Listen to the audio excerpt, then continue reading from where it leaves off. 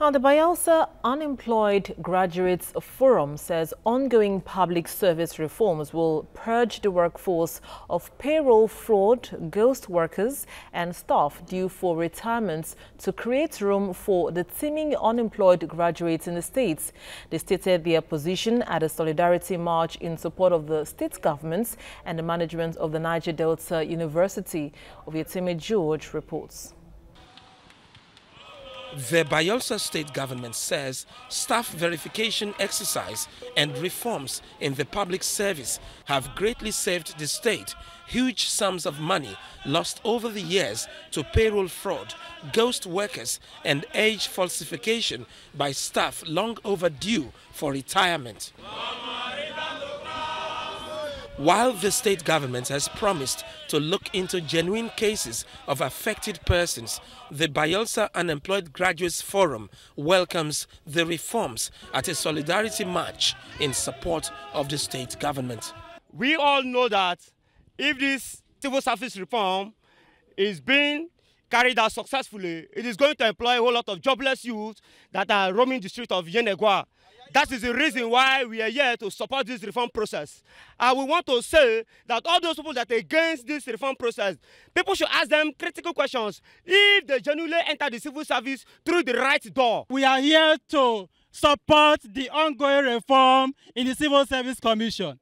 As people, we have the right to seek employment from the state government.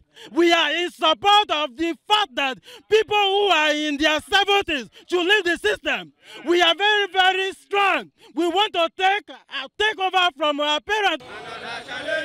It is a win-win situation if the reforms succeed in the civil service and also in the Niger Delta University, Amasoma.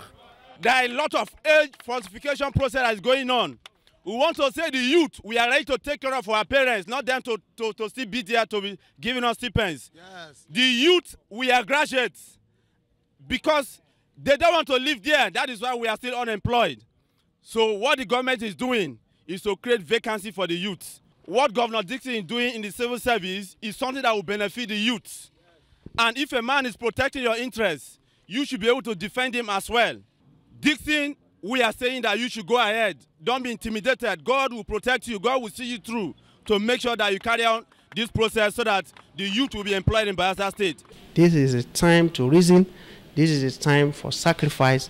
This is a time for peace. And this is the time that we all must move that university forward.